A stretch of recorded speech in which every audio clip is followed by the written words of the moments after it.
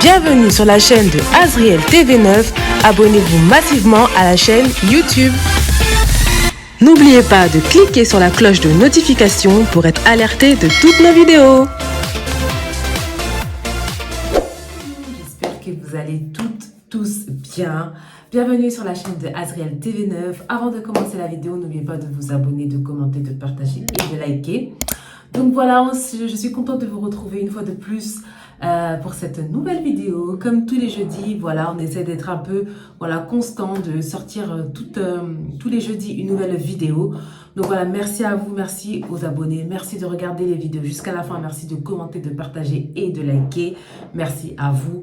N'oubliez pas de vous abonner, d'appuyer aussi sur la cloche de notification pour être alerté de toutes les vidéos que nous allons mettre en ligne. Merci d'être toujours présent pour nos histoires vraies. Merci pour tous nos concepts. Vous êtes toujours présents. Donc, merci à vous. Je vous souhaite une bonne année. Meilleurs vœux, la santé, la prospérité. Vraiment la santé tout d'abord. Donc, la santé.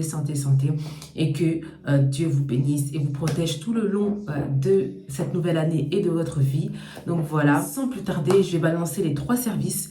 Mais avant ça, je tenais quand même à remercier le président de l'association Azriel Kebelem. Merci aussi aux membres de l'association et voilà les abonnés. De commencer la vidéo, je vais vous balancer les 3 pubs, les 3 services que l'association Azriel a et puis on se retrouve pour notre histoire vraie. Si tu veux louer une voiture, une voiture à 9 places où tu pourras aller en vacances pour se déplacer, pour profiter un peu du bon temps qui va arriver. Nous, Azriel Car, voilà, on est là, on loue des voitures, on loue des trafics pour vous si vous voulez. N'hésitez pas à nous contacter. Le service, c'est Azriel Fret de livraison. Donc voilà, comme vous avez vu dans l'ancienne vidéo, la précédente vidéo, donc maintenant il y a Azriel Fret au Congo, à Kinshasa et en Angola. C'est parti.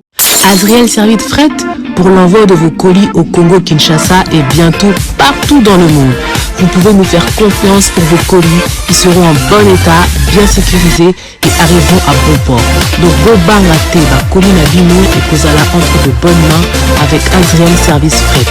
L'efficacité, c'est notre travail, donc pas de soucis. Bota la vidéo Oyena Suka pour besoin de renseignements, de précision nyoso pour benga biso pour na colis Nabino. Si vous souhaitez envoyer vos colis au Congo Kinshasa, vous n'avez pas d'agence ni de carton, Azriel Fret Livraison est là pour vous.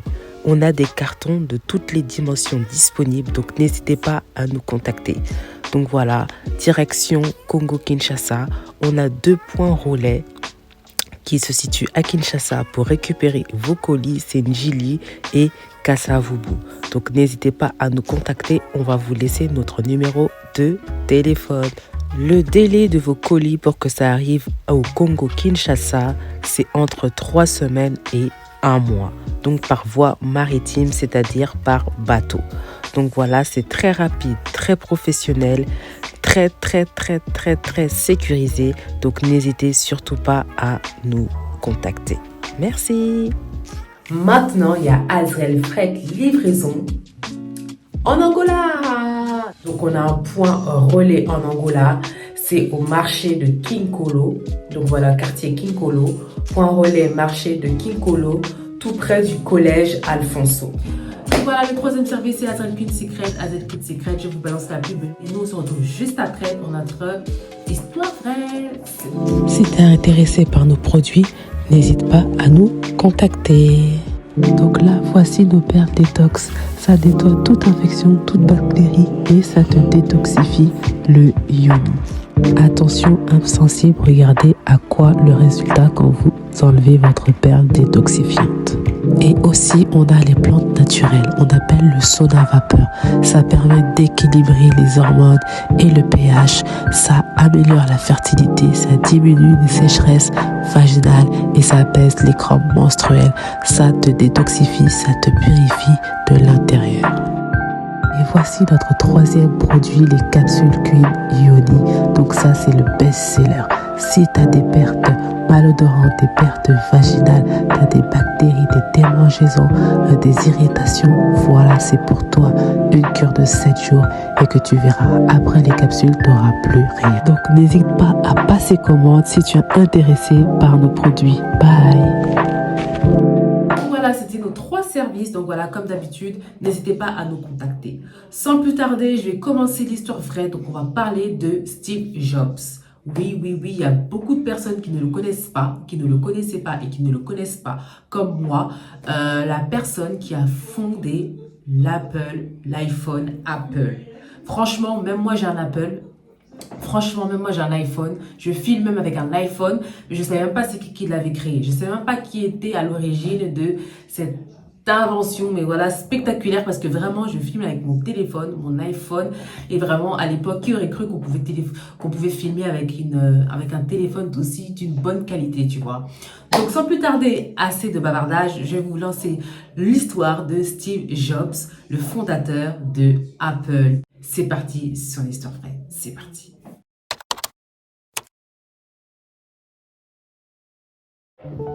Steve Jobs naît le 24 février 1955 à San Francisco, en Californie, et mort le 5 octobre 2011 à Palo Alto, dans le même État. Est un entrepreneur et inventeur américain, souvent qualifié de visionnaire, et une figure majeure de l'électronique grand public, notamment pionnier de l'avènement de l'ordinateur personnel, du baladeur numérique, du smartphone et de la tablette tactile. Cofondateur, directeur général et président du conseil d'administration de l'entreprise multinationale américaine Apple. Il dirige aussi les studios Pixar et devient membre du conseil d'administration de Disney lors du rachat en 2006 de Pixar par Disney.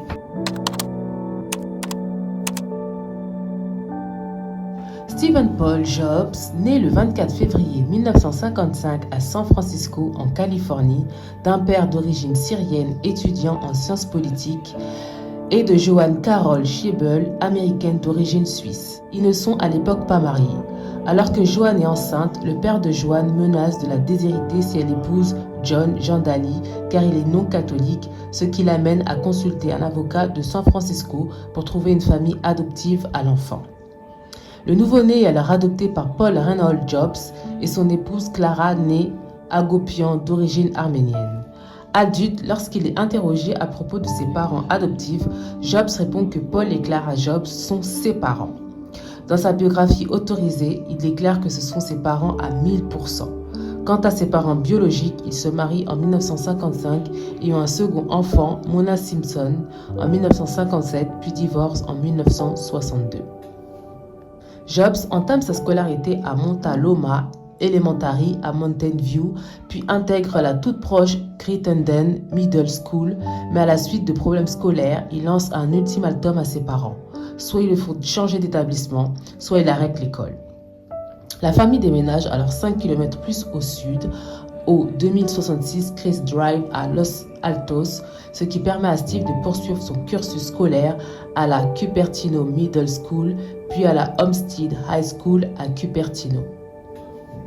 Larry Lang, un ingénieur qui habite à 100 mètres de leur ancienne maison et chez qui Jobs passe de nombreuses soirées, le fait d'entrer en club des explorateurs d'Hewlett Packard, 15 élèves s'y réunissent tous les mardis soirs dans la cafétéria de l'entreprise et font venir un ingénieur en informatique de la société pour parler de ses travaux. À la suite de l'une de ces conférences, il convie l'un des élèves à visiter son laboratoire. C'est à cette occasion que le jeune Steve voit le premier ordinateur de bureau qu'Hewlett Packard développe, le 9100A. Âgé de 13 ans, il n'hésite pas à téléphoner à William Hewlett, le président de l'entreprise qui porte en partie son nom. Steve est en train de construire un fréquencemètre et il a besoin de pièces. Ils discutent pendant 20 minutes. Hewlett lui expédie les composants dont il a besoin et lui offre un emploi d'été dans son entreprise.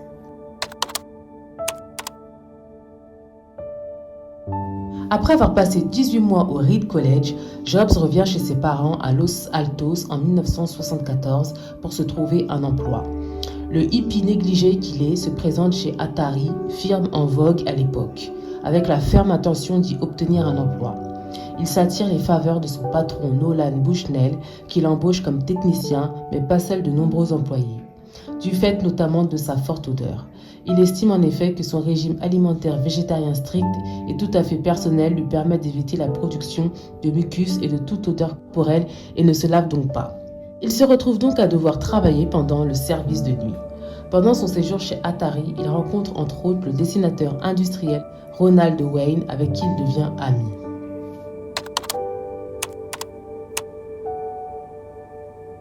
En 1975, Jobs et Wozniak participent aux rencontres du Homebrew Computer Club où les amateurs d'informatique viennent échanger leurs idées concernant les machines de l'époque, telles que Altair 8800. Steve Wozniak s'initie au microprocesseur en découvrant l'Altair équipé d'un Attel 8080. Il conçoit à la suite de cela l'Apple I pendant l'année 1975. La machine, bien que sommaire, impressionne Steve Jobs. Muni d'un petit moniteur, il l'emmène pour le présenter au Homebrew Computer Club. L'instructrice de Wozniak l'aurait amené à distribuer gratuitement ses schémas de montage. Jobs, au contraire, voit plus loin. Considérant que la plupart des gens n'ont pas le temps de monter une machine, Jobs et Wozniak pourraient donc assembler les circuits pour leur vendre l'ordinateur monté. Jobs suggère donc à son acolyte de créer leur propre entreprise. Pour réunir les fonds nécessaires au lancement, Jobs, âgé de 21 ans, vend son Volkswagen ou Combi, Wozniak, 25 ans, sa calculatrice HP 65.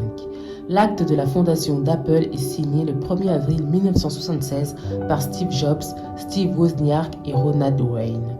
Moins de 2 semaines après, Wayne se sépare des deux Steve et récupère sa mise, mais très vite, un élément va apporter un coup d'accélérateur à Apple. Mike McCullar est un business angel californien, apporte $250 000 à la nouvelle société en plus d'un plan d'affaires. Wozniak et Jobs se mettent au travail dans le garage de la maison familiale de ce dernier, à Los Altos où, avec quelques proches, ils assemblent les 50 premiers Apple I que Steve Jobs a vendus au magasin iShop de Menlo Park. Le nom de l'entreprise est une idée de Jobs, Apple Computer. Il est en effet dans la phrase pomme de son régime et revient tout juste d'une plantation de pommiers.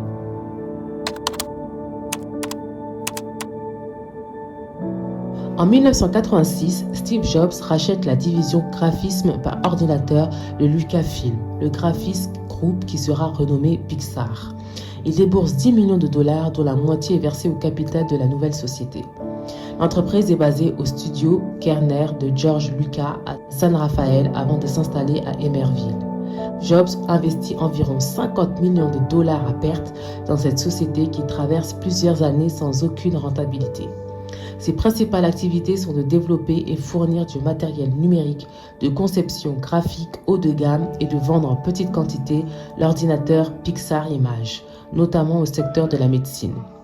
Mais au sein de Pixar, il existe une division animation qui sauve finalement l'entreprise en remportant l'Oscar du meilleur court-métrage d'animation avec Teen Toy en 1989.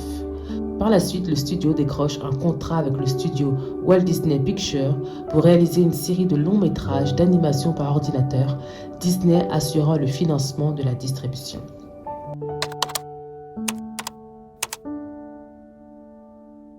Apple est à ce moment au bord de la faillite. Il redevient de facto le patron d'Apple lorsque le directeur général de l'époque, Gil Amelio, est remercié en juillet 1997.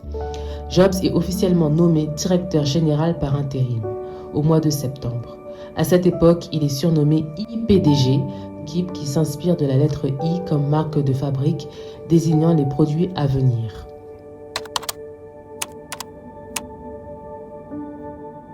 Steve Jobs lutte durant plus de 7 ans contre la maladie, subissant notamment une greffe du foie en avril 2009.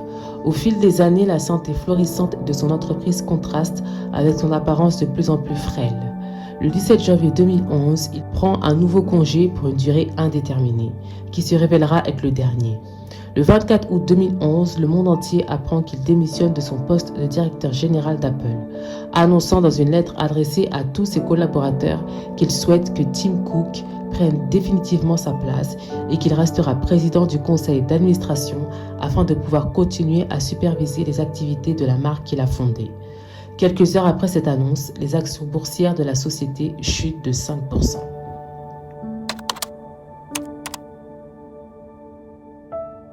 Steve Jobs ne gagne qu'un dollar symbolique par an en tant que directeur général d'Apple, mais il possède dans le même temps 5 426 d'actions de son entreprise, tout comme 138 millions d'actions Disney, celles qu'il avait reçues en 2006 lors du rachat de Pixar.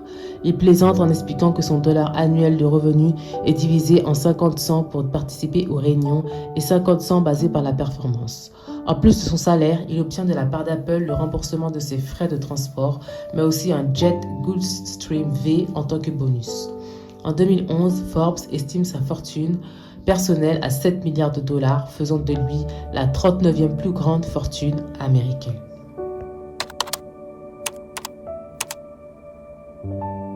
Steve Jobs meurt le 5 octobre 2011 vers 15h dans son domicile de Palo Alto, en Californie, des complications engendrées par la récidive de son cancer pancréatique neuro-endocrinien résultant en un arrêt cardio-respiratoire.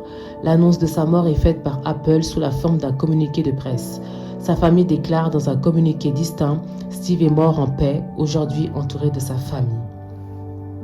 La mort de Steve Jobs déclenche aux États-Unis mais aussi dans le monde entier une importante vague d'émotions. Devant tous les Apple Store du monde, la foule se presse pour déposer des fleurs, des mots de condoléances, des pommes, des appareils tactiles de la marque qui affiche des chandelles. Et voilà, c'est la fin de la vidéo, c'est la fin de l'histoire vraie de Steve Jobs.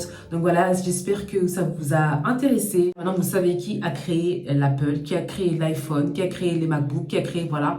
Maintenant, vous le savez. On se retrouve jeudi prochain, comme d'habitude, pour une nouvelle vidéo. Comme d'habitude, prenez soin de vous et passez une bonne année 2026. Par la grâce de Dieu, bien sûr. Moi. C'est la fin de la vidéo. Merci d'avoir regardé la vidéo jusqu'à la fin. N'oubliez pas de vous abonner massivement.